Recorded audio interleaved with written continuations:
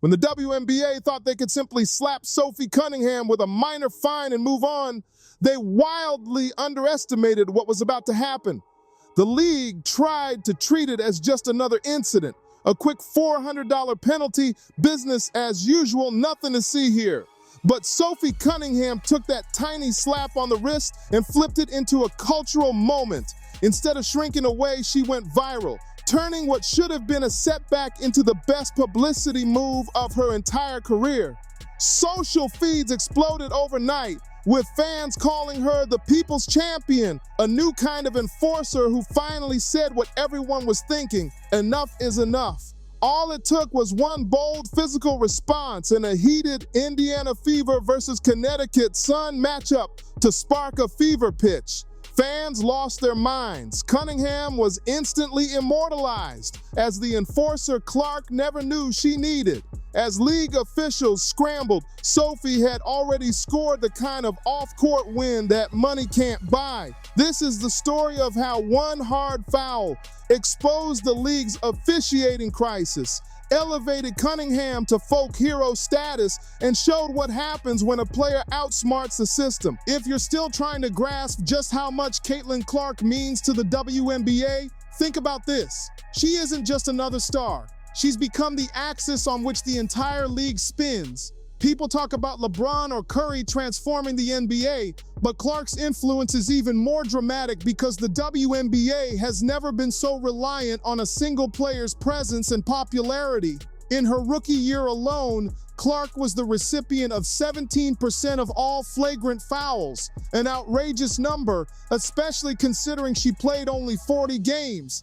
That's 12 out of 70, making her statistically the most targeted player in the entire league. The rough treatment didn't slow down in her sophomore year. Clark kept getting hammered with uncalled contact, body checks, face swipes, and everything in between. Pundits and fans alike were in disbelief, especially when flashpoints like Dijonai Carrington's infamous eye poke and Kennedy Carter's body check set off a national debate. By June 2025, Clark missed a string of games with what looked like the cumulative effect of all those blows, and the Fever stumbled. The league's ratings stumbled even harder. In her absence, TV viewership dropped 55%, from an average of 9.9 million to less than half that number. The numbers alone tell the story. This isn't just a rising star. This is the heartbeat of the WNBA. Good, how are you? You're an amazing player. Congratulations. Thanks. You're changing the history in basketball. I appreciate it. Thanks for coming here and playing us. But the domino effect didn't stop with the TV ratings. Ticket sales plummeted too. Sportico tracked a staggering 30% drop at games where Clark wasn't on the court, including at her own home arena, Gainbridge Fieldhouse. If you ever doubted Clark's value, those numbers should make you rethink everything. Her star power is so outsized that it's become the main driver for the league's new $200 million media deal and a 170% leap in overall viewership in just 1 year.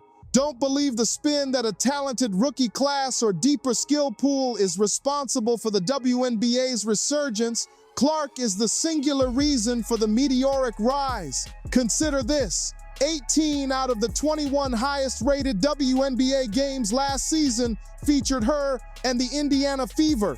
When Clark went head-to-head with fellow stars like Aja Wilson or Angel Reese, the spotlight grew even brighter. But when she was out, interest vanished. She isn't just the face of the franchise, she's the engine of the whole league. That kind of imbalance isn't just rare, it's risky.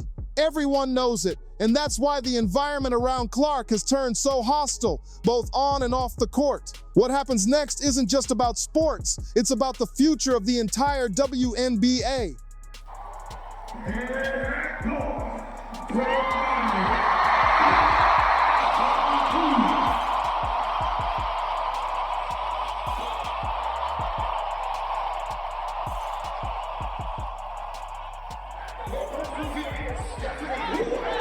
Let's rewind to February 2025, when Sophie Cunningham, known for her grit and intensity, arrived in Indiana after a trade from Phoenix.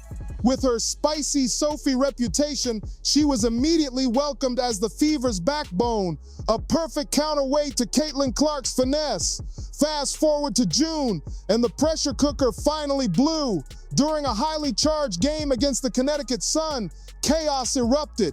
In the closing minute, with Indiana up big, the Sun's J.C. Sheldon jabbed a finger into Clark's eye, igniting a shoving match. Before anyone could process what happened, Sun forward Marina Mabrey sent Clark tumbling to the hardwood, escalating the tension even further. The officials handed out technicals and a flagrant, but the vibe in the arena was electric. Everyone felt that the punishment didn't fit the crime.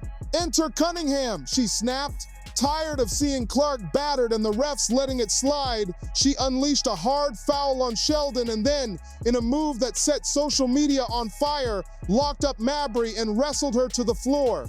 Benches emptied. The arena went wild. Cunningham's fine would be an afterthought compared to the legend that was just born in real time.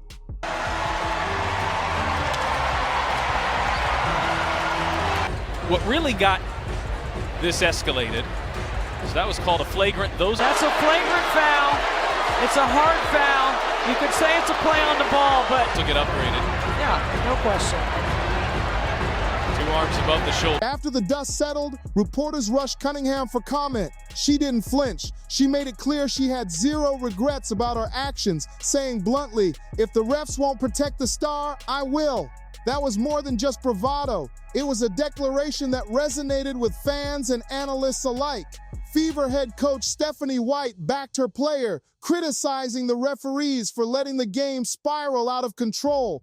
The internet had already crowned Cunningham as the league's new bodyguard, with viral Twitter threads calling her the only one brave enough to enforce justice. Overnight, her jersey sold out, and her Instagram and TikTok exploded with hundreds of thousands of new followers. Fans embraced her as the enforcer who drew a line in the sand. Mess with Clark, deal with Sophie. Notably, Cunningham isn't just muscle, she's a black belt in Taekwondo, which only fueled the legend. Her willingness to sacrifice her own money and reputation for a teammate turned her into a cult hero, the kind of player every fan base dreams of when their star is under attack. What started as a $400 fine quickly became a $1 million moment for both Cunningham and the Indiana Fever brands. Cunningham is apparently done. If you're wondering how things got so tense, just follow the paper trail of missed calls and cheap shots. The WNBA has faced mounting criticism for years, but Clark's arrival brought the issue of inconsistent officiating into sharp focus. Despite her rookie status, Clark received more flagrant fouls in her first season than veterans who played nearly double her minutes. Every game seemed to bring new examples of hard fouls that went unpunished. Elbows to the face, mid-air shoves, bodies colliding without so much as a whistle. According to the Washington Post, the league's referees have become notorious for swallowing their whistles on the most dangerous plays, creating an environment where physicality is unchecked and tempers flare. This isn't lost on the players. Even Las Vegas Aces coach Becky Hammon went on record saying, "People are tired of getting hit. There's too much grabbing, bumping, and fouling." The root of the problem, though, runs even deeper. It's about the WNBA's culture, not just the refs. Punishments are erratic. Superstar veterans like Jonquel Jones and Alyssa Thomas have been slapped on the wrist for targeting Clark, but rarely see real consequences. Kennedy Carter's infamous hit last year was upgraded only after a lengthy review. The perception is now impossible to ignore. If you're a rookie with a big target on your back, don't expect much protection from the officials or the league office. But if anything, this should be a lesson to the league and a lesson to the officiating, because the amount of contact that is allowed without a foul call and the amount of physicality that Caitlin Clark has to battle through being double teamed and triple teamed, and honestly, it's mostly just not being called for these fouls, needs to be assessed. Caitlin Clark is the league's star player, whether you like it or not. It shows in the bottom line. It shows in the revenue. It shows in the viewership numbers. Every which way you turn, it shows. But it wasn't just opposing players and officials causing chaos. Sun coach Rish Mazen insane, couldn't resist throwing gasoline on the fire. He called Cunningham's actions reckless and unnecessary, blasting her in the post-game interview. But Fever fans and much of the sports media saw it differently. They weren't outraged at Sophie. They were furious with the WNBA for leaving their brightest star exposed. Social feeds overflowed with posts claiming the real disrespect wasn't a hard foul by Cunningham, but the league's apathy in the face of constant targeting. The numbers back it up. TV ratings, once soaring when Clark was on the floor, started to nosedive the minute she sat out with injuries. Game after game, attendance plummeted. No amount of league spin could hide the fact. Without Clark, the WNBA lost its main draw. On X, fans pointed out that while the league was busy penalizing Cunningham, it was actually her, not the officials, who stepped up and kept the Fever's superstars safe. Cunningham's tough love approach resonated as the new gold standard for team loyalty, further fueling her meteoric rise. That's a hard foul. That's a flagrant foul. And if they had taken care of the business early. The economics paint a sobering picture. Despite boasting the best season ever, the WNBA was staring at a $40 million deficit in 2024. Yet, while the league office scrambled for ways to stop the bleeding, Sophie Cunningham was turning her on-court drama into off-court fortune. In just 48 hours after her headline-making defense of Clark, Cunningham gained almost 1 million new followers across Instagram and TikTok combined. Her jersey flew off shelves. Multiple online shops couldn't restock in time to meet demand. Social media analysts estimated that the value of her online growth far outstripped the cost of her $400 fine. Each post now pulled in tens of thousands of dollars, with brands clamoring for a piece of her growing persona. She joined the ranks of fellow Fever teammate Kate Martin, who had outsold WNBA MVP Aja Wilson in jerseys the year before. The Cunningham effect was real. Her transformation into an icon was as much a business move as a basketball one, and her fierce loyalty to Clark was paying off, literally. That's only half the story.